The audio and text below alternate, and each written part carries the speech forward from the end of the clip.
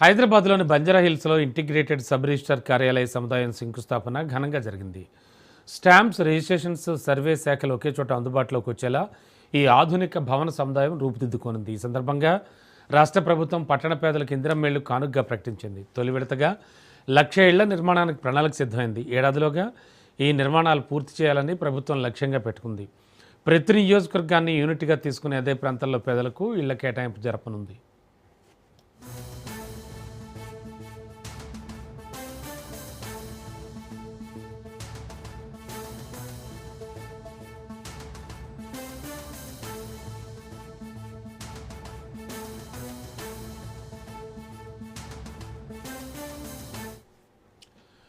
People friendly governance దిశగా ప్రభుత్వ సేవలను ప్రజల వద్దకే తీసుకెళ్లేలా ఈ ప్రాజెక్టులు రూపుదిద్దుకుంటున్నాయని అధికారులు తెలిపారు. ఈ కార్యక్రమంలో మంత్రులు పొంగులేటి శ్రీనివాసరెడ్డి, పొన్నం ప్రభాకర్, అజారుద్దీన్తో పాటు ఎమ్మెల్యేలు దానం నాగేందర్, నవీన్ యాదవ్, ఎమ్మెల్సీ అద్దంకి దయాకర్ పాల్గొన్నారు. ప్రైవేట్ భాగస్వామ్యంతో 30,000 చదరపడుగుల భవనాన్ని అభివృద్ధి చేయనున్నట్లు తెలిపారు.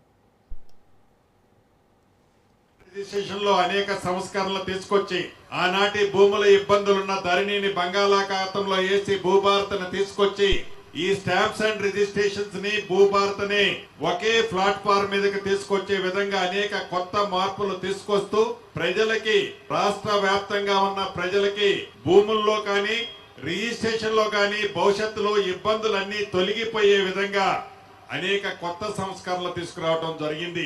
దాంట్లో భాగమే ఈనాడు ఏదైతే ఈ 3 కార్పొరేషన్ల ఔటర్ రింగ్ రోడ్డుకి ఇన్నర్ సైడ్ ఉన్న 3 కార్పొరేషన్లోని సబ్ రిజిస్ట్రార్ అన్నిటినీ కలిపి 13 సబ్ రిజిస్ట్రార్ ఆఫీసులుగా ఏర్పాటు చేసుకోవాలని ఒక ప్రణాళికను తయారు చేసుకొని ఈ ఇంటిగ్రేటెడ్ ఆఫీసుల ద్వారా ఏదైతే ప్రైవేట్ సెక్టార్ లో ఆఫీసులు ఎలా ఉంటాయో వాటిని తలతన్నే విధంగా అద్భుతంగా అన్ని వసతులతో అత్యంత అధునాతనమైన సౌకర్యాలన్నీ కల్పిస్తూ టెక్నాలజీని పర్ఫెక్ట్ గా వాడుతూ సబ్ రిజిస్ట్రార్ ఆఫీసుల్ని ఈనాడు డెవలప్మెంట్ కార్యక్రమం చేయడం జరుగుతుంది. స్టాంప్స్ అండ్ రిజిస్ట్రేషన్ లో అనేక సంస్కరణలు తీసుకొచ్చి ఆనాటి భూముల ఇబ్బందులున్న ధరణిని బంగాళాఖాతంలో వేసి భూభారతను తీసుకొచ్చి ఈ స్టాంప్స్ అండ్ రిజిస్ట్రేషన్స్ ని భూభారతని ఒకే ప్లాట్ఫామ్ మీదకి తీసుకొచ్చే విధంగా అనేక కొత్త మార్పులు తీసుకొస్తూ ప్రజలకి, రాష్ట్ర వ్యాప్తంగా ఉన్న ప్రజలకి భూముల్లో కానీ రాష్ట్రంలో కాంగ్రెస్ ప్రభుత్వం విద్యా వ్యవస్థను పూర్తిగా గాలికి వదిలేసిందని